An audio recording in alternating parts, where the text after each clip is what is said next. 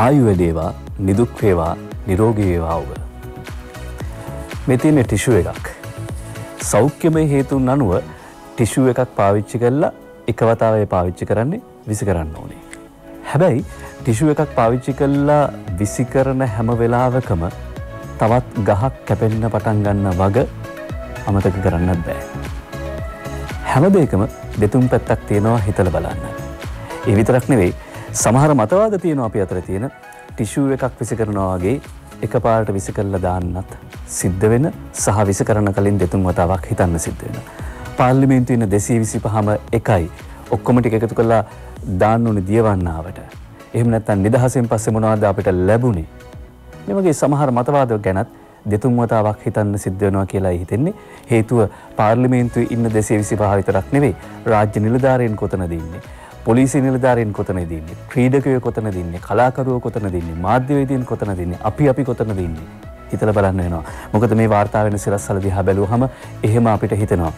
අද ජූලි මාසේ 9 වෙනිදා බ්‍රහස්පතින්දා දවසේ ජාතික පුවත්පත් වාර්තා කරන ප්‍රධාන පුවත් සිරස්වල මොනවද කියලා විමසන්න සූදානම් මාධ්‍යවේදී ප්‍රසාද් මංචු මාත් එක්ක ඉන්නවා. අයිබෝන් ප්‍රසාද්. නාකටික් එකේ ගේම් එලියට කියලා අද ජාතික පුවත්පත් වාර්තා කර සිටිනවා. ඒ අනුව අරුණ පුවත්පතේ ප්‍රධාන සිරස්වලේ වන්නේ ඉෂාර රත්නකාර වාර්තා කරන පුවත කුඩු විකුණන ගමන් සල්ලිත් අච්චු ගහලා. එසේ මෙසේ බඩු නෙවෙයි අහුවෙලා තියෙන්නේ. ඒ අනුව මව්බිම් පුවත්පත කියා සිටිනවා නාකටික් සෙට් එක ළඟ හොරසල්ලි කොස්සාපල්ලා දෙන්නෙක් ගාව 5000 නෝට්ටු 32ක් හංසි නානායක්කාරයා මේ වාර්තාව ගෙනෙන්නේ. ජාවාරම් සල්ලි වලින් රජ සැප විඳලා. හැබැයි ඉතින් රජ සැප වින්දත් කොච්චර කාලයකටද? ඊයේ අපි වාර්තා කළා මේකට සම්බන්ධ ප්‍රධාන සැකකරුවෙක් වන අර IP මහත්තයා පොලිස් පරීක්ෂකවරයා ඊයේ පෙරේද දවසේදී කඩවත පොලිසිය ගාව අත්අඩංගුවට ගනිද්දී ඔහු ඇඬු කඳුලෙන් ඉඳලා තියෙන්නේ. ඊළඟට ඊට කලින් දවස් දෙක තුනක් පොලිසියට කට්ටි පනිමින් ඔහේ උමතුන් වගේ එහා මෙහා ඇවිදලා තියෙනවා. රජසැප වින්දත් මොකටද? අනිත් එක දැන් මේ වෙනකොට ඒ උදවියගේ පවුල්වල සමාජිකයන්ට මොකද සිද්ධ වෙලා තියෙන්නේ? ඔවුන් ගිනි ගොඩක නේද ඉන්නේ. ඔවුන් කොන් කරන්න ඔවුන් සමාජයෙන් බැහැර කරන්න ඕනයි කියන තැන අපි නෑ. හැබැයි මේවා කරද්දි දැනගන්න ඕනේ තමන්ගේ පවුල්වල හත්මුතු පරම්පරාවල ගෑවිච්ච අයටත් මොකද සිද්ධ වෙන්නේ කියලා. නාකොටික් එක ළඟ නාකොටික් කට්ටිය ළඟ හොරසල්ලි කියන පුවත මව්බිම් පුවත්පත ටිකක් විස්තර ඇතිව වාර්තා කරන ඇතුළු පිටුවක මේ පිටු භාගයක් විතර ලොකු පිටු වාර්තා කරනවා. ඒ අනුව මද්ද්‍රව්‍ය ජාරම් කළයි කියලා සැලකෙන සිද්ධිය සම්බන්ධයෙන් අත්අඩංගුවටපත් වූ මද්ද්‍රව්‍ය නාශක කාර්යාංශයේ පොලිස් කොස්සාපළවරුන් දෙදෙනෙකු සතුව තිබී රුපියල් 5000 ව්‍යාජ නෝට්ටු 32ක් හොයාගෙන තියෙනවා. එක්කෙනෙක් ගාව 31යි අනිත් එක්කෙනා ගාව 1යි. දැන් ඒ විතරක් නෙවෙයි මොවුන් හම්බු කරපු සල්ලි මොකද කරලා තියෙන්නේ? බැංකු ගිණුම් 16ක් මේ වෙනකොට බැංකු ගිණුම් 43ක් 16 දෙනෙකුගේ බැංකු ගිණුම් 43ක් අත්හිටුවන්න නියෝග අරගෙන තියෙනවා. කෝටි 75ක විතර මුදල් හොයාගෙන මේ වෙනකොට විමර්ශන කටයුතු සිදු වෙනවා. ඒ විතරක් නෙවෙයි මේ සැකකරුවන්ගේ නිවෙස් පරීක්ෂා කිරීමේදී හමු වෙලා තියෙනවා අර පොලිතින් සීල එකක්. ඇයි මේ පොලිතින් බෑග් සීල් කරන උපකරණයක් මේ ගෙවල් වල තිබිලා තියෙන්නේ? ඊයේ නියෝජ්‍ය සොලිසිටර් ජෙනරාල් දිලිප පිරිස් මහත්මයා අධිකරණය හමුවේ කියා සිටිනවා බැටලීම් කර අල්ලා ගන්නා ලද මද්ද්‍රව්‍ය නිවසක් වෙත ගෙන ගොස් ඒවා ඉවත් කර නැවත පෝර උර සීල් කිරීම සඳහා මුද්‍රා මෙෂීමක් පවා මොවුන් රැගෙන ගොස් තිබුණා. ඒ විතරක් නෙවෙයි මොවුන් රාජ්‍ය නිලධාරීන් ලෙස පෙනී සිටමින් මෙලෙස මුදල් හම්බ කර එම මුදල් බෑග් වල දමා වල දමා ඇති බව. ඒ කියන්නේ පොලිතින් බෑග් වල දාලා ඒවා සීල් කළා වල දමා ඇති බව නියෝජ්‍ය සොලිසිටර් ජෙනරාල්වරයා ඊයේ සඳහන් කර සිටියා අධිකරණය හමුවේදී. ඒ කියන්නේ මේක ඉතාමත්ම සැලසුම් සහගතව ඒ කියන්නේ මේ මත්ද්‍රව්‍ය අත්අඩංගුවට ගන්න ගිහිල්ලා තින්නෙත් ඔවුන්ගේම වාහන වලින් කිසිදු සැකයකින් තොරව තමයි මේ සැකයකින් බේකින් තොරව තමයි මේ කටයුතු සිදු කරලා තියෙන්නේ ප්‍රසාද්. ඔව් මෙතෙන්දි දැන් මම හිතන්නේ දැන් මොහුන් දැන් තමන්ගේ රාජකාරිය තමයි මත්කුඩු වැටලීම. නමුත් දැන් ඔවුන් කරලා තියෙන්නේ මත්කුඩු අරගෙන අල්ලලා කොටසක් ව්‍යාපාරික මත්කුඩු ජාවාරම් කරුවන්ට විකුණනවා. අනිත් කොටස ළඟ තබා ගන්නවා. තව තවත් දේවල් වලට යොදා ගන්නවා. ඒ වගේම මේ ගිනි අවි විකුණලා තියෙනවා පාතායයට. ගිනි අවි 5ක් ලබා දීලා තියෙනවා. මුදල් අච්චු ගහලා තියෙනවා. මතන නීති විරෝධී වැඩ සියල්ලම සිදු කරලා තියෙනවා. නමුත් මද්ද්‍රව්‍ය නාශක කාර්යාංශ නිලධාරීන් කිව්වම නාකොටික් ඒ ඩෙන්ටිටි කාඩ් එක විශාල පිළිගැනීමක් තියෙනවා සමාජයේ. ඕන තැනකින් යන්න පුළුවන්. විශාල ගෞරවයක් තියෙනවා. ඔවුන් මොකද මත්කුඩු ජාවාර මඩලන් ඉන්න පිරිසක් නිසා. නමුත් ඔවුන් ජනාධිපති සම්මානත් අරගෙන තියෙනවා. මේ සමාජ නිලධාරීන් ජනාධිපතිතුමාගෙන් හිටපු ජනාධිපති මෛත්‍රීපාල සිරිසේන මහත්මයාගෙන් ජනාධිපති සම්මාන අරන් තියෙනවා මත්කුඩු වැටලීම් සම්බන්ධයෙන්. ඒකට මාධ්‍ය හමුවලට ඇවිල්ලා පෙන්නන මෙන්න මේ මත්කුඩු ඇල්ලුවයි කියලා. ඒතකොට මේ සේරම කරන්නේ මේ පුදුම රංගනයක් පුදුම හැකියාවක් තියෙනවා. මම හිතන්නේ ජනාධිපති සිනමා සම්මාන උල්ල තිබුණනම් හොඳම නළුවන්ට හිමි වෙන හොඳම සහාය නළුවට හිමි වෙන සම්මානත් මේ නිලධාරීන් පිරිසට ලැබෙන්න ඉඩ තිබුණා. අද අරුණ පුවත්පත වාර්තා කරන කාරණාව තමයි ඒක. ඒ අනුව නාකොටික් සැකකරුවන්ට හිටපු ජනාධිපති මෛත්‍රීපාල සිරිසේන මහත්මයා සම්මානක් දීලා තියෙනවා කියලා. මේ වෙනකොට සැකකරුවන් 21 දිනක් අත්අඩංගුවේ පසුවන බව තමයි අරුණ පුවත්පත සඳහන් කර සිටින්නේ. ඒ අනුව අන්තර්ජාතික මුහුදේ අන්තර්ජාතික මද්ද්‍රව්‍ය ජාවාරම්කරුවන්ගෙන් ප්‍රවාහනය කරන මද්ද්‍රව්‍ය බෝට්ටු මගින් කිලෝ 200 කිලෝ 250 විදියට ගෙනල්ලා ඔවුන්ගේ සේෆ් හවුස් වලම ඔවුන්ගේ ආරක්ෂිත නිවාසවලම ඉඳගෙන තමයි මේවා පැකට් කරලා තියෙන්නේ. පැකට් කරලා මාධ්‍යයට පෙන්නනවා මෙන්න අපි මේවා වැටලුවා කියලා. එතකොට ඒ විතරක් නෙවෙයි මේ වැටලීම් වලට ඔවුන් ත්‍යාග මුදල් අරගෙන තියෙනවා. එක පැත්තකින් අර ජාවාරම්කරුවන්ගෙන් ගන්න කෝටි ගණනක මුදල විතරක් නෙවෙයි පොලිස් දෙපාර්තමේන්තුවෙන් ත්‍යාග මුදල් අරගෙන තියෙනවා. ඒ විතරක් නෙවෙයි දිරිදීමනා ලබාගෙන තිබෙනවා. ඒ විතරක් නෙවෙයි පොලිස් න්‍යායක් ලෙස තමයි ඔවුන්ට එහෙම ලක්ෂ ගණන මුදල් රජයෙන් ගෙවා තිබෙන්නේ. මේ සියලු සැකකරුවන් හිටපු ජනාධිපති මෛත්‍රීපාල සිරිසේන ජනාධිපතිතුමා අතින් සම්මාන පවා ලබාගෙන තිබෙනවා. එම නිසා පොලිස්පතිවරයා පවා ධනාත්මකව මොවුන්ට ප්‍රශංසා කර තිබෙනවා කියලා අද අරුණ පුවත්පත වාර්තා කර සිටිනවා. දැන් අත්‍තරම දැන් හින්දි චිත්‍රපට දෙමළ චිත්‍රපට වල මේ වගේ කතා තියෙනවා. දැන් අපි මත්කුඩු අල්ලන බෝට්ටු වලින් යනවා ආපහු එනවා මාධ්‍යට පෙන්නනවා. ඉතින් මම හිතන්නේ මේ චිත්‍රපටිම තමයි දැන් ලංකාවේ හැබැයි මේ වගේ චිත්‍රපට තාම නිර්මාණය වෙලා නැහැ නේද? අපි චිත්‍රපටි බලන්න කලින් මේවා ප්‍රවෘත්ති විදිහට බලන්න අපිට සිද්ධ වුණා. ඒ අතරේ මව්බිම් පුවත්පත අනික් ප්‍රධාන සිරස්තලයේ හැටියට වාර්තා කරන්නේ නාකටික් ජාවාරමුන් පාතාල ලොකුට පිස්තෝල 4කුත් දීලා චාමර අමරසූරියා මේ වාර්තාව ගෙනෙන්නේ මේ අලුතෙන් වාර්තා වෙන තොරතුරු. ඒ අනුව එල්ලුම් ගහට නිමව සිටින මද්ද්‍රව්‍ය ජාවාරම් කරු කරන ජේප්‍රියල් කැමිලස් පිල්ලේගේ මෙදහත් වීම මත දකුණු මුහුදු තීරය හරහා මෙරට රැගෙන හෙරෝයින් කිලෝග්‍රෑම් 243ක් සමග තිබූ පිස්තෝල 5න් පිස්තෝල 4ක්ම අත්අඩංගුවේ සිටින පොලිස් මද්ද්‍රව්‍ය නාශකාරංශයේ පොලිස් නිලධාරීන් විසින් බඩුවිට රාජිතට හෙවත් ලොකුට ලබා දී ඇති බව දැනට හොයාගෙන තිබෙනවා. මින් එක පිස්තෝලයක් අතුරුදන්ව තිබූ අතර පසුව අත්අඩංගුවටගත් පොලිස් මද්ද්‍රව්‍ය නාශකාරංශයේ පොලිස් පරීක්ෂක සමන් වසන්ත කුමාරගේ අර ඊයේ අපි වාර්තා කර පුද්ගලයා අසල්වැසි නිවසක සඟවා තිබේදී රහස් පොලිසිය මගින් සොයාගන්නේ රුපියල් ලක්ෂ 11කට ආසන්න මුදලක් සහ මේ පිස්තෝලය. ඉතිරි පිස්තෝල සහ හෙරෝයින් සොයාගැනීමේ අරමුණින් රහස් පොලිසිය කණ්ඩායම් කිහිපයක් පලා ගොස් සිටින ලොකු අත්අඩංගුවට ගැනීම සඳහා මේ වන විට මෙහෙයුම් දියත් කර තිබෙන බව මව්බිම් පුවත්පත මේ පුවත හරහා සඳහන් කර සිටිනවා. ඒ අනුව නාකටික් ජාවාරමුන් ආයුධ විකුණලා තියෙනවා, මද්ද්‍රව්‍ය විකුණලා තියෙනවා. ඒ විතරක් නෙවෙයි හොරසල්ලි අච්චු ගහලා තියෙනවා. අවසානයේදී ඔවුන්ට මොකද සිද්ධ වෙන්නේ? මව්බිම අර ප්‍රධාන පුවත නැවත වතාවක් අපි පොඩ්ඩක් බලමු. නාකොටික් සෙට් එක ළඟ හොරසල්ලි කියන පුවතේ ඡායාරූපයක් තියෙනවා. මේ ඡායාරූපේ ඉන්නේ මුහුණු වසාගෙන මුඛ ආවරණ පැළඳගෙන මේ ඉන්නේ සමාජයට වසංගත පතරවපු උදවිය. දැන් ඔවුන්ට අද මේ නාකොටික් එකේ සැකකටයුතු නිලධාරීන් ටයි එකක් දාගෙන යන්නේ. එතකොට දැන් කෝටි ගණන් සල්ලි හම්බ කරලා තියෙනවා. ඒ නිසා නඩු වලට වියදම් කරන්න සල්ලි නැති වෙන එකක් නැහැ. අපි බලාගෙන ඉඳමු ඉස්සරහට මොකද සිද්ධ වෙන්නේ කියලා. මේ ඇයට මෙහෙම මූණ දෙන්න බැරි වෙලා තියෙනවා. ඒත් එක්කම අද දිනමින පුවත්පත වාර්තා කරනවා හිටපු පොලිස්පති පූජිත මාධ්‍යවේදීන් දැක මගහැරයයි කියලා. පාස්කු එතකොට මේ හිටපු පොලිස්පතිතුමාටත් අවසානයේදී සිද්ධ වෙලා තියෙන්නේ අර මත්කුඩු ජාවාරම හොරසල්ලි අච්චු ගහපු ආයුධ පාතාලයන්ට බෙදපු පොලිස් නිලධාරීන්ට වෙච්ච දෙයමද. ඒ කියන්නේ මාධ්‍යවේදීන්ට මුහුණ දෙන්න බැරුව ඊයේ හිටපු ආරක්ෂක ලේකම් හේමසිරි ප්‍රනාන්දු සහ හිටපු පොලිස්පති පූජිත් ජයසුන්දර කියන මහතුරුන් පාස්කු දින ප්‍රහාරය පිළිබඳ විමර්ශන පොලිස් කොමිසමේ පොලිස් ඒකකයට පැමිණියා. බණ්ඩාරනායක සමන්ත්‍රණ ශාලාවේ තියෙන පැය 10ක විතර කාලයක් ප්‍රකාශ සටහන් ලබා දීලා තියෙනවා. ඊට පස්සේ මේක ඉවර වෙච්ච ගමන් මාධ්‍යවේදීන්ට නොපෙනෙන විදිහට ටක් ගාලා කලබලෙන් දూరు ගිහිල්ලා තියෙනවා. ඒතකොට මාධ්‍යවේදීනුත් මේ මොකක්ද එකපාරට සිද්ධ වෙන්නේ කියලා හිතා ගන්න බැරි නිසා පස්සෙන් පන්නලා තියෙනවා ඇත්තටම. ඒක තමයි මාස්කයක් දාගෙන ඉඳලා නැද්ද? නැහැ. එතකොට ඉක්මනින් තමන්ගේ වාහනයට නැගලා ගිහිල්ලා තියෙනවා. හිටපු පොලිස්පතිතුමා ඉස්සර පොයිද්දසුන මහතා ඉස්සර මාධ්‍යත් සමග හරීම සමීපයි. මොකද මේ සින්දු කියනවා, කවි කියනවා, ඊට පස්සේ අර මාධ්‍ය හමු වල ඉඳගෙනම FCID ලොක්කන්ට දුරකථනයෙන් එක එක උපදෙස් ලබා දෙනවා. මතක ඇතිද මාධ්‍යට හොඳ සමීප සම්බන්ධතාවයක් තිබුණ කෙනෙක් තමයි දැන් මේ මාධ්‍ය මගහැරලා යන්නේ. ඔව්.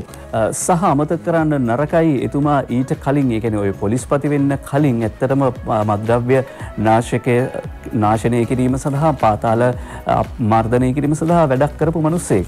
හැබැයි අවසානයේදී මොකද සිද්ධ වුනේ? කොහොමද පාතාලයෙන් පස්සේ අපිට වාර්තා කරන්න සිද්ධ වෙන්නේ හොර ලීසිං සමාගම් පිළිබඳව. පහුගියදා මහ බැංකුව අධිපතිතුමා කමිටුවක් පත් කළා මේ හොර ලීසිං සමාගම් පිළිබඳව. හොර ලීසිං කියලා කිව්වේ මේ අපේ කටේ වචනෙන් කොමිසමක් පත් කරන්න කියලා මහ බැංකුවේ ලියාපදිංචි නොවන මුල්‍යාතන සම්බන්ධයෙන් විමර්ශනයක් කරන්න කියලා නයනතරංග ගමගේ අරුණ පුවත්පතට කියනවා හොර ලීසිං සමාගම් වසා දමන්න ලීසිං ගැටලු වලට විසඳුම් සෙවීමට පත් කළ කමිටුව නිර්දේශ කළා තියෙනවා.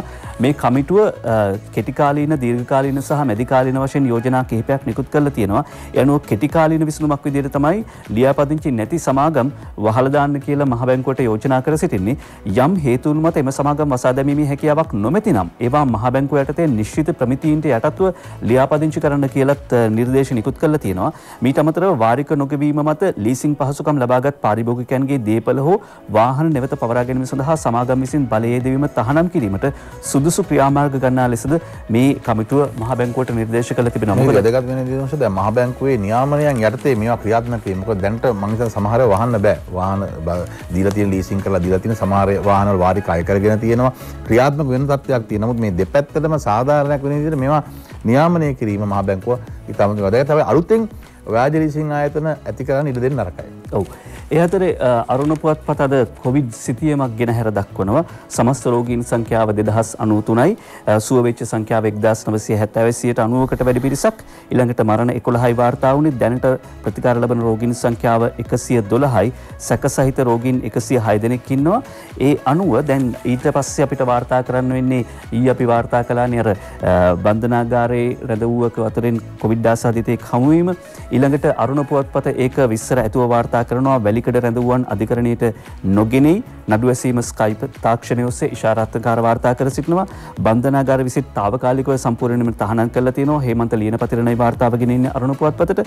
වැලිකඩින් මොනරාගලට මාරු කළ 3කට උණ PCR පරීක්ෂණ සඳහා උන්ව රෝහල් වලට යොමු කරලා තිබෙනවා කියලා ජයන්ති වීරසේකර වැල්ලවාය සිට වාර්තා කරනවා.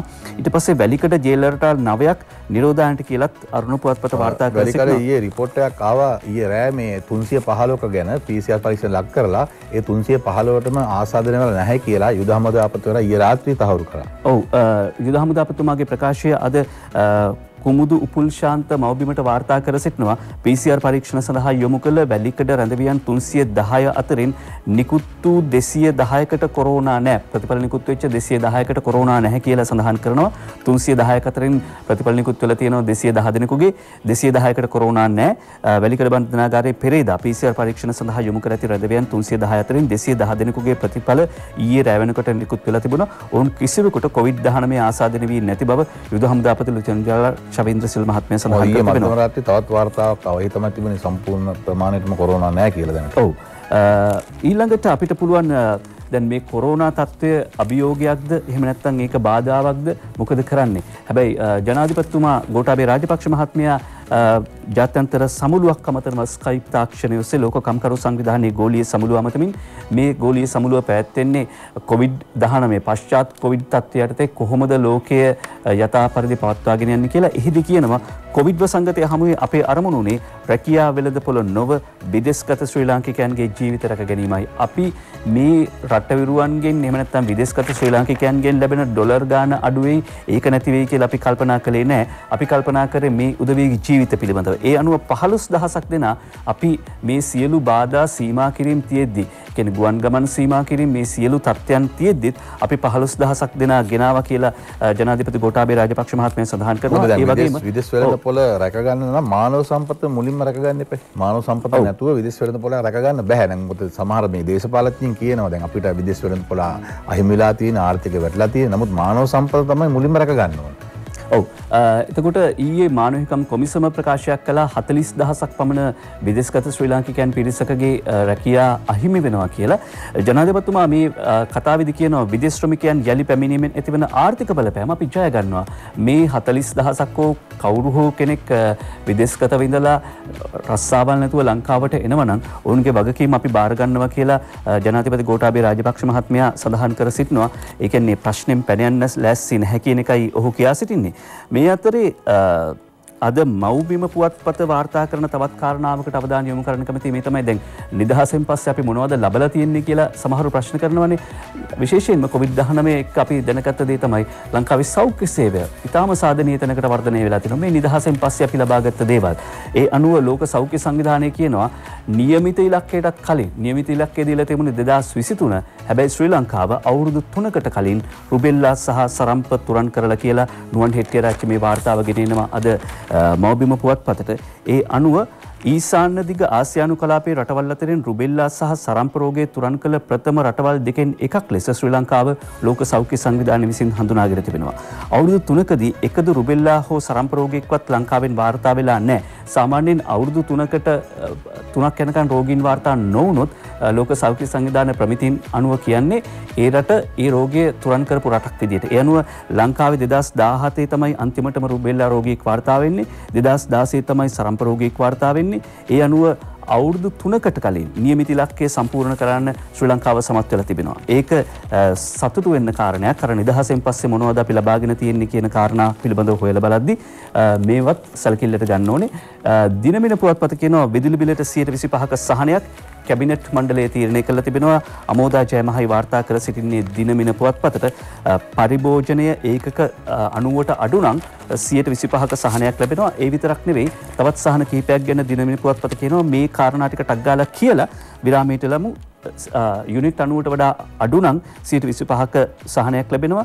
ඊටකට මාර්තු අප්‍රේල් මැයි මාස 3 විදුලි බිල් පත් ගෙවීමට තව 3 මාසයක සහන කාලයක් ලැබෙනවා.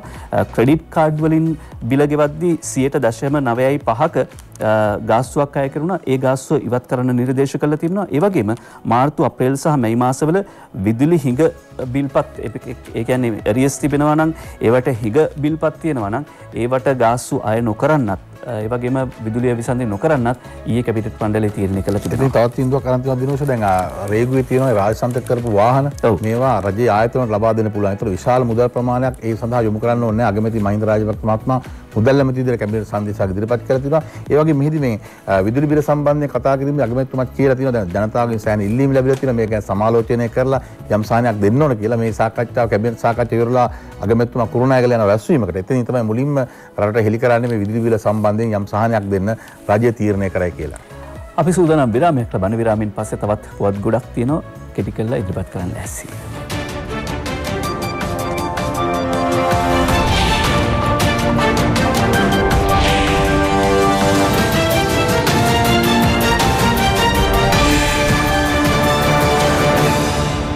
යලිත අපි උදේ පත්තර සිරස්සල අතර අද දිනමින පුවත්පතට වාර්තාවක් ගෙනෙනවා ධනුෂ්ක ගොඩකුඹුර. ඒ අනුව කොවිඩ් මැඩලන අතරේ අපේ අපනයන ආදායම ජූනි මාසයේදී ඩොලර් මිලියන 950ක් දක්වා වර්ධනය කරගත්ත බව බැසිල් රාජපක්ෂ මහත්මයා කියනවා. අප්‍රේල් මාසයේදී තිබුණේ අපේ අපනයන ආදායම ඩොලර් මිලියන 250ක් විතර. ජූනි මාසයේ වෙද්දී ඒක 950 දක්වා වර්ධනය කරගෙන තිබෙනවා. විශේෂයෙන්ම මේ මුදල ඒ කියන්නේ ඩොලර් මිලියන 950ක් කියලා කියන්නේ 2019 අවුරුද්දේ අපි උපයපු මුදලින් 90ක් කියලත් ඊයේ ප්‍රකාශ වුණා බැසිල් රාජපක්ෂ මහත්මයා මාධ්‍ය සාකච්ඡාවකදී. ඒ වගේම මේ මාධ්‍ය සාකච්ඡාවේ පිළිබඳව විවිධ පුවත්පත් විවිධ කෝණවලින් වාර්තා කරනවා. විවිධ කරුණු ඔවුන් නිස්මතු කරනවා. ඒක එකක් තමයි නොවැම්බරේ අයවැයක් ගේනවා කියලා මව්බිම් පුවත්පතට මේ වාර්තාව ගෙනෙන්නේ දෙනගම ධම්මික රණවීර. ඒ අනුව ඉදිරියේදී කෙටි කාලයක් තියෙන නිසා අතුරු සම්මත ගිණුමක් මේ 2020 අවුරුද්දට අලුත් පාර්ලිමේන්තුව විසින් ගෙනේවි. ඊට පස්සේ 2021 අවුරුද්ද සඳහා අලුත් සංකල්ප මත අලුත් අයවැයක් ගෙනෙන්නට නියමිත බව ඒක නොවැම්බර් මාසයේදී ඉදිරිපත් වෙවි කියලා සඳහන් කරනවා බැසිල් රාජපක්ෂ මහත්මයා. ඔහුගේ ප්‍රකාශය තවදුරටත් මව්බිම ඇතුළු පිටුවක වාර්තා කරනවා. ඒ අනුව පක්ෂවල ප්‍රාණ අපකරුවෙක් නොවන ආණ්ඩුවක් පිහිටුව ගන්න 3-2ක බලයක් දෙන්න කියලා ඔහු ඉල්ලීමක් කරනවා. රටට ශක්තිමත් විපක්ෂයක් නැතිවීම බරපතල ප්‍රශ්නයක්. ඒ වගේම අණ්ඩ දැමූ ව්‍යවස්ථාව වෙනුවට අලුත් ව්‍යවස්ථාවක් හදන්න බහුතර බලයක් ඕනේ. දැන් 19 වෙනි ව්‍යවස්ථා සංශෝධනය අවසානයේදී ඔවුන් සැලසුම් කරපු උදවිය බලාපොරොත්තු වෙච්ච එකක් නෙවෙයි අන්තිමට ආවේ. ඒ කියන්නේ එක එක වෙලාවට එක එක ඇන ගහලා ඇන මාරු කරලා අන්තිමට දැන් තියෙන්නේ අණ්ඩදම ව්‍යවස්ථාවක්. ඒක වෙනුවට අලුත් ව්‍යවස්ථාවක් හදන්න බහුතර බලයක් ඕනේ. විශේෂයෙන්ම මේ වෙනකොට ලෝකෙම කතා කරමින් ඉන්නේ COVID-19න් පස්සේ ලෝකයේ සංවර්ධනය කරන්න වෙනම දේශපාලනික මාවතක් කරා ලෝකයේ ගමන් කරන මොහොතක අපිට මේ ව්‍යවස්ථාවන් නැවත අලුත් වතාවකට අලුත් ආකාරයක කියවීමකින් අනුව වෙනස් කරන්න අවශ්‍යයි. ඒ නිසා තමයි අණ්ඩදම ව්‍යවස්ථාව වෙනුවට අලුත් ව්‍යවස්ථාවක් හදන්න බහුතර බලයක් ඕනේ කියලා කියන්නේ. ජාත්‍යන්තර ගිවිසුම් එකපාරට අහෝසි කරන්න බෑ. හැබැයි අපි රටට අහිත කර ගිවිසුම් කිසිවකට අනුමත එහෙම නැත්නම් ඒවට අනුගත වෙන්නේ නැහැ කියලා බැසිල් රාජපක්ෂ මහත්මයා කියනවා. ඒ වගේම ඔහු කියනවා දේශපාලනික කතාවකුත් පොහොට්ටුවේ වැඩි වශයෙන් තේරීපත් වෙනවා නම් මම කැමතියි කියලා මේ කියා සිටින්නේ. ඒකට කතාව නිමිත්ත කරගත්තේ අපි විශේෂයෙන්ම මේ ජුනි මාසෙ වෙද්දී අපනයන ආදායම ඩොලර් මිලියන 950 දක්වා වර්ධනය කරගෙන තිබෙනවා. ඒ වගේම තමයි මම හිතන්නේ ආනයන සීමා කරලා තියෙනවා. මෙතෙන්දී අවධානය යොමු කරයි විශේෂයෙන්ම ඇතම් රාජ්‍ය නිලධාරීන් තීරණ ගනිද්දී පොළොවේ පය ගහලා නෙවෙයි ඔවුන් සීත කාමරවල ඉඳලා තීරණ ගන්නේ. දැන් මේ වෙනකොට සමහර ව්‍යාපෘති වලට අවශ්‍ය කරන උපකරණ යන්ත්‍ර සූත්‍ර මේ ආදිය ගෙනා ගැනීමෙදිත් අර ආනයන පාලකවරයාගේ ගැසට් නිවේදනය දැඩිව බලපාලා තියෙනවා. එතකොට ඒවා වරායවල් වල නතර කරලා තියෙනවා. එහෙම නැත්නම් රඳවගෙන තියෙනවා. එතකොට ඩෙමරේජස් එහෙම නැත්නම් ඒවට මුදල් ගෙවන්න සිද්ධ වෙනවා. ඒ නිසා මෙන්න මේවා සමාලෝචනය කරන්නත් අවධානය යොමු කියලා විශ්වාස කරනවා ප්‍රසාර්. ශ්‍රී ලංකා පූජන පෙරමුණේ නිර්මාතෘ ඒ වගේම ජාතික සංවිධායක බැසිල් රාජපක්ෂ මහත්මයාගේ මාධ්‍යම ගැන බොහෝ දෙනෙක් අවධානය යොමු වුණා. මොකද බැසිල් රාජපක්ෂ මහත්මයා ඉඳලා හිටලා තමයි මාධ්‍යම පවත්වන්නේ හැම විශ්වම පවත්වන්නේ නැහැ. මොකද මෙහිදී ඔහුගේ ළඟ තියෙනවා දත්ත සහ සංඛ්‍යාලේඛන ඒක ලෝක තත්ත්වයන් ප්‍රායෝගික තත්ත්වයන් පිළිබඳව තිරයේ පිටුපස ඉන්න ප්‍රධානම චරිතය තමයි බැසිල් රාජපක්ෂ මහත්මයා. එතකොට ඔහු මොනවද කියන්නේ කියන කාරණය ගැන බොහෝ දෙනෙක් අවධානය යොමු වුණා. අනිකුත් දේශපාලන පක්ෂවලත් මේ ගැන අවධානය යොමු වෙලා තිබුණා. මාධ්‍යවේදීන් අහුවා මොකද මේ පෙර පාර්ලිමේන්තු මහමැතිවරණේ මොන වගේ දෙයක් වේද කියලා. මොකද මීට පෙරත් බැසිල් රාජපක්ෂ මහත්මයා කියපු අනාවැකි බොහෝ දුර සාර්ථක වෙලා තියෙනවා ඡන්ද ප්‍රතිඵල සහ ආසන ලබා ගැනීම සම්බන්ධයෙන්. එතෙන්දී කිව්වා මම ඊළඟට පවත්වන මාධ්‍යමක් එහිදී මට ලැබිච්ච අලුත්ම තොරතුරු ඉදිරිපත් කරනවා මොකක් වේද කියලා පාර්ලිමේන්තු මහමැතිවරණ. ඉතින් හැමදෙනාම බලාගෙන ඉන්නේ ඊළඟ මාධ්‍ය හමුවේදී මොකක්ද මේ කියන්න යන කාරණය පිළිබඳවයි. අද මවබිම් පුවත්පත මුල්පිටුවේ වාර්තා කරනවා. ඒ වාර්තාව ගෙනෙන්නේ ජේ.ටී. ද සිල්වා සමගි ජන බලවේගයට කොළපාට පාවිච්චි කරන්න බෑ කියලා අකිල විරාජකාරීව එක්සත් ජාතික පක්ෂ මහලේකම්වරයා මැකෝට පැමිණිලි කරයි කියලා වාර්තා කරනවා. ඒකට උත්තරෙනවා කොළපාටේ මඩතැවරු හොරුන්ට එක්සත් ජාතික පක්ෂය අයිති නැහැ කියලා රංජිත් මද්දුම්බණ්ඩාර සමගි ජන බලවේගයේ මහලේකම්වරයා සඳහන් කර සිටිනවා. ඒ අනුව කවුද කොළපාටේ මඩතැවරුවේ? මහ බැංකු හොරුන් කොල්ලකරුවන් එක්සත් ජාතික පක්ෂයේ කොළපාට මඩතැවරුවා. එවැනි අය ශ්‍රේෂ්ඨ නායකයන් හදපු එක්සත් ජාතික පක්ෂයේ කොළපාටට උරුමකම් කීම විහිළුවක් බව සමගි ජන බලවේගයේ මහලේකම් රංජිත් මද්දුම්බණ්ඩාර මහත්මයා මවබිම පුවත්පතට සඳහන් කර තිබෙනවා. විරෝධීන්ට බැඳුම් කර වංචා සම්බන්ධයෙන් අර පාර්ලිමේන්තුවේ පොදු ව්‍යාපාර සභාව කෝප් කමිටුවට ෆුට්නෝට් පාසටහන් එක් කරපු කට්ටිය ගැන මොකුත් දාලා නැද්ද මොන පැත්තද ඉන්නේ කියලා? ඔව් අපිට මතක විදියට නම් සුජීව සේනසිංහ මහත්මයා හිටියා, අජිත් පෙරේරා මහත්මයා හිටියා. ඒ ෆුට්නෝට් කල්ලිය කියලායි ඒ කාලේ හැඳින්වුවේ. කොහොමවත් දේශපාලන වේදිකාවේ මතුවෙන අදහස් වලට අපි අවධානය යොමු කරමු. ඒ අනුව අද හිටපු අග්‍රාමාත්‍ය රනිල් වික්‍රමසිංහ මහත්මයා කරන ප්‍රකාශයක් දිනමින පුවත්පතේ මුල්පිටුවේ වාර්තා කරන වාර්තාව ගෙනෙන්නේ ශිරෝමි අබේසිංහ. ඒ වාර්තාව අනුව ජනපති අගමැති එක පක්ෂයකින් පත් කරගන්නවාද? ජනතාව නැවත නැවතත් සිතා බැලිය යුතුයි කියලායි රනිල් වික්‍රමසිංහ හිටපු අග්‍රාමාත්‍යවරයා කියන්නේ. ජනතාව හිතලා බලන්න ඕනේ ජනපති අගමැති එක පක්ෂයකින් පත් කරගන්නවද? පක්ෂ දෙකකින් වුණත් අතට සල්ලි ලැබෙන විදියක් තමයි බලන්න ඕනේ කියලා රනිල් වික්‍රමසිංහ මහත්මයා සඳහන් කරනවා. ඒ අතර එතුමාට අත්දැකීම් ඇති දැන් පක්ෂ දෙකකින් දෙද්දී එතුමාට අගමැති වෙලා හිටියේ. ඔව්. කොහොමද රට කරේ කියලා මම හිතන්නේ හොඳටම අත්දැකීම් ඇත්තේ හිටපු අගමැති රනිල් වික්‍රමසිංහ මහත්මයාට. ඊළඟට ජාතික මේ අගමැති ජනපති එක පක්ෂයකින් පත් කරගන්නවාද? ජනතාව සිතා බැලිය යුතු බව රනිල් වික්‍රමසිංහ මහත්මයා කියද්දී අද මවබිම පුවත්පතේ 10 වෙනි පිටුවට ගියොත් මවබිම පුවත්පතේ 10 වෙනි පිටුවේදී සමගි ජන බලවේගයේ නායක සජිත් ප්‍රේමදාස මහත්මයා කරන ප්‍රකාශයක් උපුටා දක්වන්න කැමති අපි. ග්‍රාම රාජ්‍ය හදලා අපි දුප්පතා රජ කරවනවා කියලා ඔහු කියනවා. ජාතිවාද ආගම්වාද නැති බියෙන් සැකෙන් තොරව ජීවත් විය හැකි රට අපි නිර්මාණය කරනවා. කොරෝනා වසංගතය ආණ්ඩුව ආශිර්වාදයක් කරගත්ත කියලා කියන්නේ රාජිත සේනාරත්න හිටපු සෞඛ්‍ය ඇමතිවරයා. මුදලට මන්ත්‍රීකම විකුණන්න බැඳුම් කර හොරුන් පාර්ලිමේන්තුවට යවන්න එපා කියලා චතුර සේනාරත්න මහත්මයා කියනවා. ඒ අතරේ ජාතික පොත්පත්වල තියෙන මේ දේශපාලනික කතන්දර ටික අපි ගොනු කළොත් අද මව්බිම 8 වෙනි පිටුවේ සඳහන් වෙනවා අග්‍රාමාත්‍ය මහින්ද රාජපක්ෂ මහත්මයා කරපු ප්‍රකාශයක්. ඒ තමයි අගෝස්තු 5 වෙනිදා රට ජාතිය වෙනුවෙන් යුතුයකම් ඉටු කරන දිනය තමයි උදා වෙන්නේ කියලා. 2015 දී අපිව පැරැද්දුවේ ජනතාව නෙවෙයි විදේශ බලවේග කියන කාරණාව ඔහු සඳහන් කරන ඔහු සිහිපත් කර දෙනවා. 1815 සිද්ධ වුණේ මොකක්ද? 1915 සිද්ධ වුණේ මොකක්ද? 2015 සිද්ධ වුණේ මොකක්ද කියලා ඉතිහාසය හොඳට පරීක්ෂා කරලා බැලීමේදී පැහැදිලි වෙනවා. ලංකාවේ පැරණිතම දේශපාලන පක්ෂය අද කෑලි වලට කැඩිලා ගෝඨා මහින්ද සුසංයෝගයේ රටට හිත කරයි කියලා ජොන්ස්ටන් ප්‍රනාන්දු හිටපු අමාත්‍යවරයා සඳහන් කරනවා. කුරුණෑගලින් යලිත් අගමැතිවරයෙක් බිහි කරමු කියලා අනුර ප්‍රේදර්ශන යාපා මහත්මයා සඳහන් කරනවා. ඒ දේශපාලන වේදිකාවලින් දක්වපු අදහස්. ඒ පිටුවේම තවත් වාර්තාවක් තියෙනවා. ඒ තමයි අපි ජනතාවට ලබා දුන් සහන මේ ආණ්ඩුව කප්පාදු කළා කියලා රනිල් වික්‍රමසිංහ හිටපු අග්‍රාමාත්‍යවරයා සඳහන් කරනවා. පහුගිය යහපාලන අවුරුදු 5මාර පිළිබඳව අපිට නැවත වතාවක් සිහිපත් කරලා දෙනවා. අපි ජනතාවට ලබා දුන් සහන මේ ආණ්ඩුව කප්පාදු කළා කියලා ඔහු සඳහන් කරනවා. රජයේ සේවකයන්ට අපිතරම කවුරුවත් සැලකුවේ නැහැ. ආර්ථික ප්‍රශ්න වලට හේතුව කොරෝනා බව කීම බොරුවක් කියලා ඔහු සඳහන් කර සිටිනවා. ඒ වගේම මව්බිම ඒ පිටුවේම වාර්තා කරන තවත් ප්‍රකාශයක් තමයි ලක්ෂ්මී ජයකොඩිගෙන ඉන්නේ. යුද්ධයේදී උතුරේ අතුරුදන් වූවන් මියගොස් ඇද්දැයි රජය තහවුරු කළ යුතුයි. ඥාතීන් විසින් හමුදාවට බාර දුන් පිරිස ගැන රජය වගකිය යුතුයි. මිචෙල්ගේ වාර්තාව රජය නොසලකා හැර තිබෙනවා. මිචෙල් කියලා කියන්නේ මේ මානව හිමිකම් කොමිසමේ කොමසාරිස්වරිය. ඇයගේ වාර්තාව රජය නොසලකා හැර තිබෙනවා කියලා මේ ප්‍රකාශයක් නිකුත් කරන්නේ දෙමළ සන්ධානයේ හිටපු පාර්ලිමේන්තු මන්ත්‍රී මාවේ සේනාධිරාජා. ඒ වගේම අද අරුණ පුවත්පත මුල් පිටුවෙන් වාර්තා කරලා තිබුණා ඒ තමයි උතුරු පළාතේ හිටපු මහමැති විග්නේශ්වරන් තමන්ගේ දේශපාලන රැස්වීමකට පාසල් තූරිවාදක කණ්ඩායමක් පාසල් බෑන්ඩ් එකක් සහභාගී කරවාගෙන තිබෙනවා. මේවා මේ දැන් උගත් මිනිස්සු කරන්න ඕන එක මේ විනිශ්චයකාරවරයෙක් නේද අවසානයේ දේශපාලනයට ගියේ. දෙමළ ජාතික සන්ධානයෙන් තමයි මේ උතරන් කරන්නේ. එතකොට මේ බරපතල කාරණයක් සාක්ෂි දෙනවා, ඡායාරූප තියෙනවා, විශේෂම මැතිවරණ ප්‍රචාරණක නිරීක්ෂණ මධ්‍යස්ථානය ඒක තහවුරු කරලා තියෙනවා මේ වරදක් කියලා. ඉතින් මැතිවරණ කොමිසම පැමිණිලි කරාද කියලා අපි දන්නේ නැහැ හරියට. නමුත් දැන් මං අහන්නේ දැන් හෝල් මහත්මයා මේ සම්බන්ධයෙන් මට තාම මුකුත් කියලා නැහැ. ඔව්.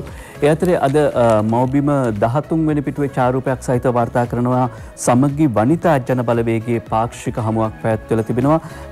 ජලනී ප්‍රේමදාස මහත්මියගේ ප්‍රධානත්වයෙන් ඒක වාර්තා කර සිටින්නේ පොල්ගස්සෝවිට සුසිල් ප්‍රේමචන්ද්‍ර. ඒ අනුව මේ ඡායාරූපයේ හැටියට හෝමාගම් ප්‍රදේශයේ සමගි වනිතා ජන බලවේගයේ පාක්ෂික හමුවක් ඒ විදිහට පැවැත්වෙනවා. ඊළඟට අද ලක්වනිතා ඒකකය එක පැත්තක යනවා, සමගි ජන වනිතා ඒකක තව පැත්තක යනවා. ඔව්. අද අරුණ පුවත්පතට ගියොත් අපි ජාතික සම්පත් විකුණන්නේ නැහැ කියලා සජිත් ප්‍රේමදාස මහත්මයා කරන ප්‍රකාශයට ඉඩක් වෙන් කරනවා. ඒ අනුව බලයට පත් වුණාම ජාතික ආර්ථික ප්‍රතිපත්තියක් හදනවා කියලා ඔහු සඳහන් කර සිටිනවා. සමගි ජන බලවේගයේ නායක සජිත් ප්‍රේමදාස මහත්මයා මේ කිසිම ආකාරයක විකුණන්නේ නැහැ කියලා කියන්නේ නේද? ඔව්. දැන් හම්බන්තොට වරාය චීනයට ලබා දෙන විට මම හිතන්නේ කැබිනට් මණ්ඩලයේදී මොනවා හරි කිව්වත් බැන්න සජිත් ප්‍රේමදාස මහත්මයා. හැන්සාඩ් වාර්තාවල නම් එහෙම දේවල් නැහැ. කොහොමනත් රෝමෙට වහල්ලු පටවලනවා වගේ පාර්ලිමේන්තුව ඔලුගඩි වලින් පුරවල වැඩක් නැහැ. අද ලංකාව ඉන්දියාවේ චීනයේ හා ඇමරිකාවේ කොලනියක් කරලා කියලා හිටපු පාර්ලිමේන්තු මන්ත්‍රී නලින්ද ජයතිස්ස මහත්මයා ප්‍රකාශ කරනවා. එතකොට අර කිව්වාගේ හම්බන්තොට ගිවිසුම වෙලාවේ MCC ගිවිසුම් අර මේ ප්‍රෙපරේෂන් ඇග්‍රීමන්ට්ස් එහෙම සයින් කරද්දි එතුමාලා මේවා දැක්කේ නැති එකත් අපරාධේ. දැක්කනම් ඇත්තට මේ විදිහට හඬනකාවි කියලා අපි විශ්වාස කරනවා. ඊළඟට ගෝඨාභය දිනුවේ නැත්තම් දෙවියන්ගේ පිහිටයි කියලා අද පාරම්පරික එක්සත් ජාතික පාක්ෂිකයන් පවා කියනවා කියලා ඇමති විමල් වීරවංශ මහත්මයා කියනවා. ඒ අරුණ පුවත්පත වාර්තා කරන්නේ සජිත් ජනාධිපතිවරණයෙන් දිනලා හිටියන් නම් කොරෝනා නැති අයටත් ප්ලැකනිල් පවනවා අර බොත්තම ඔබලා කියලා ජොන්ස්ටන් ප්‍රනාන්දු හිටපු අමාත්‍යවරයා සිහිපත් කරනවා. ඒ වගේම ඩොනල්ඩ් ට්‍රම්ප් මහත්මයාත් කිව්ව නේද බෙහෙත් වර්ගයක් එන්නත් කරගන්න කියලා. ඔව් ඒ මැලේරියාවට දෙන එන්න බෙහෙත. ඊළඟට අරුණ එම පිටුවේම වාර්තා කරනවා මම රටට වැඩක් කරද්දී පක්ෂයක් පාටක් බැලුවේ නැහැ කියලා හිටපු ජනාධිපති මෛත්‍රීපාල සිරිසේන මහත්මයා කියනවා. ඔව් අපි දැක්ක දැන් අර මේ සම්මාන දීපු එකත් කොහොමුණත් ඒ අතරේ අද දැන් රනිල් වික්‍රමසිංහ මහත්මයා ගෙනෙන ප්‍රධාන තර්කයක් තමයි විදේශ ණය ලබා ගන්න මේ ආණ්ඩුවට බෑ. ඒකට අපිට හැකියාව තියෙනවා කියලා අද දිනමින පුවත්පතේ 4 වෙනි පිටුවේදී සාකච්ඡාවක් ලබා දෙන ජනමාධ්‍ය මන්ත්‍රී ආචාර්ය බන්දුල ගුණවර්ධන මහත්මයා කියනවා යුද්ධය දිනු අගමැතිට ජනපැත්තට ආර්ථික යුද්ධය මහ දෙයක් නෙවෙයි. ඒ අනුව ආර්ථිකය සංවර්ධනය කිරීමට කොරෝනා වලින් පස්සේ මොකක්ද කරන්න ඕනේ කියන එක පිළිබඳව සැලැස්මක් අගමැතිතුමාට සහ ජනාධිපතිතුමාට තියෙනවා. ජාතික සම්පත් විකුණන්නේ නැතුව මේ ආර්ථික අභියෝගය ජය ගන්න අපිට පුළුවන් කියලා අමාත්‍යවරයා සඳහන් කරනවා හොරකම් වලට තිත තියන්න ඕන. එක්සත් ජාතික පක්ෂයට රට හදන කිසිම සැලසුමක් නැහැ. ජනාධිපතිතුමා විජයග්‍රහණය කරන්නේ එක්සත් ජාතික පක්ෂ ඡන්ද වලින්. ඒ වගේම බැංකු හොරකම මහ බැංකු හොරකම මුලින්ම හෙළිදරව් කළේ මමයි කියලා ඔහු සඳහන් කර සිටිනවා. ඉතා ඉක්මනින් තවත් අවධානයට ලක් කළ යුතු කාරණා කිහිපයක් පිළිබඳව ඔබේ අවධානය යොමු කරන්න කැමැති. මව්බිම 7 වෙනි පිටුවේ වාර්තා කරනවා සිඩ්නි නුවරදී කළුකොටි සමරයි කියලා. ලක්ෂ්මී ජයකොඩි වාර්තා කර සිටින්නේ ඕස්ට්‍රේලියාවේ සිඩ්නි නුවරදී පසුගිය 5 වෙනිදා කළුකොටි දිනේ උත්කර්ෂවත් අන්දමින් සමරා තිබෙන බව මව්බිම 7 වෙනි පිටුවේ වාර්තාවක් ගෙනෙමින් සඳහන් කරනවා. පහුගිය අවුරුදු කිහිපෙම ඔවුන්ට මේක සංවිධානය කරන්න ඉඩක් ලැබිලා නැහැ. හැබැයි තලේවරින් පිල්ලහලේ එහෙම නැත්නම් නායකයාගේ දරුවෝ කියන සංවිධානයක් මේ පාර මේ කළුකොටි සමරලා තිබෙනවා. දැන් මේකත් එක්කම බෙදෙන කාරණාව තමයි ප්‍රසාද් මම ටක් ගාලා ඒ කාරණා දෙකත් කියලා ඉන්නම්. ඒ තමයි මව්බිම ඒ පිටුවේම වාර්තා කරනවා කොත්මලා ඔය ගම් ඉවුරෙන් සොයාගත් පුපුරන ද්‍රව්‍ය ජලාශ වේල්ල පුපුරවන්නට ගෙනාපු ඒවාද කියලා සැකයක් තියෙනවා කියලා ගම්පොළ මාධව බණ්ඩාර වාර්තා කරනවා. පරීක්ෂණ මෙහෙයවෙන්න පොලිස් කණ්ඩායම් 4ක් පුපුරන ද්‍රව්‍ය අතර C4 ග්‍රෑම් 1100ක් සහ විදුලි ඩෙටනේටර් 4ක් සමග ඩෙටනේටර් 99ක් තියෙනවලු. සහරාන්ගේ ගෝලයන් දෙදෙනෙකුත් සිටියේ මේ ආසන්නයේලු. සහරාන් කීපවතාවක් මේ ප්‍රදේශයට පැමිණ ඇතැයි අනාවරණය වෙලා තිබෙනවා කියලා අද මව්බිම වාර්තා කරද්දී අරුණ පුවත්පත මුල් පිටුවේ වාර්තා කරන කාරණයකට අවධානය යොමු කරන්න කැමතියි. ඒ තමයි අර බෝම්බයක් අත්හදා බලන්න ගිහිල්ලා තුවාල ලැබපු හිටපු LTTE ත්‍රස්තවාදය නැත්නම් පුනරුත්ථාපනය වෙච්ච LTTE ත්‍රස්තවාදය හදන බෝම්බය පුපුරවා තුවාල ලැබූ හිටපු කොටියා මරුට කියලා තිස්ස රවින්ද්‍ර පෙරේරා සහ මාධව කුළුකුරු සෝඩිය වාර්තා කර සිටිනවා. අර සිඩ්නි නුවර කතාවේදී දැන් විදේශ කටයුතු අමාත්‍යාංශය සහ ඕස්ට්‍රේලියාවේ ශ්‍රී ලංකා මහා කොන්සල්ස් කාර්යාලය විශාල වගකීමක් තියෙනවා. මොකද කොටි සංවිධානය කියන්නේ නීති විරෝධී සංවිධානයක් තහනම් කරලා තියෙනවා. එතකොට මෙවැනි සමරුවක් පවත්වන්න පුළුවන්ද කියලා මම හිතන්නේ ඕස්ට්‍රේලියානු රජයට මොකද ඕස්ට්‍රේලියානු රජයත් ත්‍රස්තවාද විරුද්ධයි. ඕස්ට්‍රේලියානු රජයට දැනුවත් කිරීමට විදේශ කටයුතු අමාත්‍යාංශය සහ ශ්‍රී ලංකාවේ මහා කොන්සල්ස් කාර්යාලයේ ඉන්න නිලධාරීන් ඉතා ඉක්මනින්ම නිද්‍රාශීලීත්වය බිඳලා කටයුතු කරන්න ඕන. අපි යමු මව්බිම් පුවත්පතට. මව්බිම් පුවත්පත ඇතුල් පිටුවක වාර්තා කරනවා පාස්කු ප්‍රහාරය සම්බන්ධ ජනාධිපති කොමිසමේ වාර්තාව. ඒ අනුව අපි ගත්තොත් ජාතික ආරක්ෂාවේ වගකීම් පිළිබඳව නැවත වතාවක් සිහිපත් කරන්නේ ජාතික ආරක්ෂාවේ වගකීම ජනපතිට වගවීම ඇත්තේ ආරක්ෂක ලේකම්ට කියලා මව්බිම් පුවත්පතට මේ වාර්තාව ගෙන එනවා. මේ වාර්තාව පිටුවක් පුරා පළ කරනවා පාස්කු ඉරුදින ත්‍රස්ස ප්‍රහාරය විමර්ශනය කරන ජනාධිපති කොමිසමේ පරීක්ෂණ කොමිසම වාර්තාව මා සිටි සමයේ කිසිම හේතුවක් මත බුද්ධි සමාලෝචන රැස්වීම සහ ආරක්ෂක කවුන්සිලය නොපවත්වා නැහැ. යම් නිලධාරියෙකුට ඊට සහභාගී වෙන්න නොහැකි නම් ඔහුගේ දෙවනියා පැමිණිය යුතුයි. මුස්ලිම් අන්තවාදය ගැන ඥානසාර හිමියන් බුද්ධ සේවාවට දුන් තොරතුරු ගැන යහපාලන ආණ්ඩුව කිසිදු ක්‍රියාමාර්ගයක් ගත්තේ නැහැ කියලා ඊයේ සාක්ෂි දෙන්නේ ශ්‍රී ලංකාවේ පළමු ජාතික බුද්ධි ප්‍රධානී විශ්‍රාමික මේජර් ජෙනරාල් කපිල හින්දාවිතාරණ මහත්මයා. දැන් ඊයේ දවසේදී අපි වාර්තා කළා 2015 ජනවාරි වලින් පස්සේ මාස 7ක් විතර යනකම් මේ තනතුරට මේ හින්දාවිතාරණ මහත්මයා ඉවත් කරනවා. ඊට පස්සේ පුරාපාඩුව පවතින මාස 7ක් යනකම්. පස්සේ අපි දන්න දේ තමයි හින්දාවිතාරණ මහත්මයා එහෙම නැත්නම් ඔය එමිල් රංජන් ළමාහේව මේ ආදී නිලධාරීන් සියලු දෙනා දේශපාලන පරිගැනීම් වලට ලක් වෙනවා. මොකක්ද මේකේ තියෙන කතාව? හිතලා බලන්න මේ විරාමය.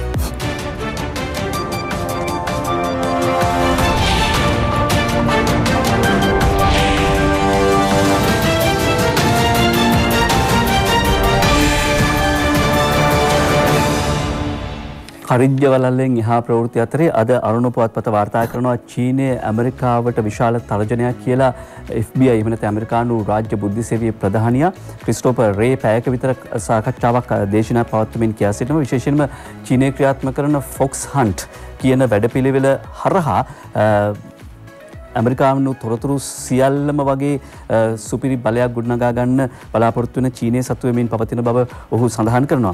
චීනය තම රටේ ආර්ථිකය සම්බන්ධ තොරතුරු, ඒක වේ ඇමරිකාව සම්බන්ධ ආර්ථික සම්බන්ධ රහසිගත තොරතුරු ලබා ගන්නා බව, තොරතුරු සහ මූල්‍ය සොරකමෙහි හා මානව අයිතිවාසිකම් උල්ලංඝනය කිරීමෙහි නීති අනුකූල නොවන ආකාරයෙන් කටයුතු කරමින් සිටින බවත් මේ FBI ලොක්කා කියා සිටිනවා.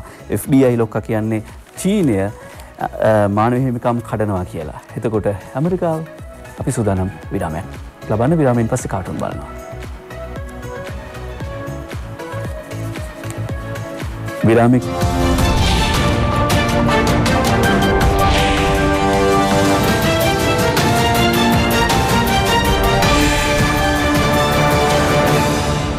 ඕහොම තමයි ඉක්මන් කොට වෙනවා කියලා කියන්නේ ඕක තමයි. අද අරුණ පුවත්පතේ හසන්ත විජේනායකගේ කාටුන් එක ළමයි දෙන්නෙක්ගේ පොඩි රණ්ඩුවක් කොප්පේ ගහලා පාට මං හිතන්නේ කොප්පේ ගහලා තියෙන මොකද කොළ පාට අනිත් කට්ටිය කොප්පේ ගහලා කියනවා ගුරුතුමා ඉන්නවා ගුරුතුමා තමයි මේ වෙලාවේ තියාගෙන ඉන්න මැකෝට අඬලා රනිල් වික්‍රමසිංහ මහත්තයා කියනවා සජිත් ප්‍රේමදාස කියන අනිත් තමන්ගේ එහා පැත්තේ ඉන්න ශිෂ්‍යයා ගෝලයා පොඩි එකා අනේ මෙයා මගෙන් කොප්පේ ගහලා කියලා.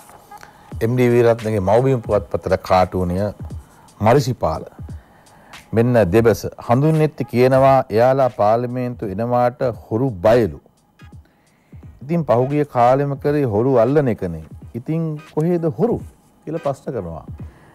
දර්ශන දිනමිනට අඳින කාටුනේදී රතු සහෝදරයෝ තමයි ඉලක්ක වෙන්නේ. රතු සහෝදරයන්ගේ ලාංඡනයේ තිබුණේ දෑකැත්ත සහ මිටිය. ඒක කපලා ඒක නෙවෙයි දැන් අලුත්ම ලාංඡනය මන්නය සහ මිටිය අලුත් ලාංඡනය සහෝදරයෝ අඳිනවා. මෙන්න මැතිවරණ වේදිකාවේදී ඇහෙනවනේ ගෑවුණු කෙනෙකුටවත් ඡන්දෙ දෙන්න එපා කියලා කතා බහ. මෙන්න මව්බිම් පුවත්පතේ ගෑවුණු කතාව අඳිනවා MD වීරරත්න කාටුනය. රටට ආදරය කරන කවුරුත් ආණ්ඩුවට සහාය දිය යුතුයි. හිටපු ජනාධිපති මෛත්‍රීපාල සිරිසේන මහත්මයා මෙන්න කඩේ යන ගමන් බෑග් එකක් අරන් කියනකොට මෙන්න අගමැති මහින්ද රාජපක්ෂ මහත්මයා කියනවා මේ ඒ වුණාට ගෑවෙන්න එපා. අද මව්බිම පුවත්පතේ දවසේ පද 4න් අපි උදේ පත්තරෙන් සමුගන්න කල්පනා කරනවා. විදුර අබේනායක තමයි මව්බිමට මේ පද 4 ගැට ගහන්නේ. අතකින් කොවිඩ් යකු අතකින් ගෝඨාය අතකින් දැල දමා ඇත CID මරණ 3ක් මැද පිරිසක් කුඩු කෑය පරණ නාකොටික් සෙට් එක ඇතුළේය. මරණ 3ක් මැද පිරිසක් කුඩු කෑය පරණ නාකොටික් සෙට් එක ඇතුළේය. පරණ නාකොටික් සෙට් එක නෙවෙයි ආයේ කවුරු හරි මෙහෙම දේවල් කරන්න හිතනවා නම් තම තමන්ගේ හත්මුතු પરම්පරාවල් ගැන හිතලා ඉදිරි වැඩපිළිවෙල සැලසුම් කරනවද නැද්ද කියලා තීරණය කරන්න. අපි ජාතික පුවත්පත් වාර්තා කරන ප්‍රධාන පුවත් සිරස්වල වාර්තා කිරීමට විරාමය තබනවා. නැවත හෙට දවසේ දුමුණ ගැහෙනවා. COVID-19 පිළිබඳව අවධානයෙන් ඉන්න ඔබට නිරෝගීමත් දවසක්. ආයුබෝවන්.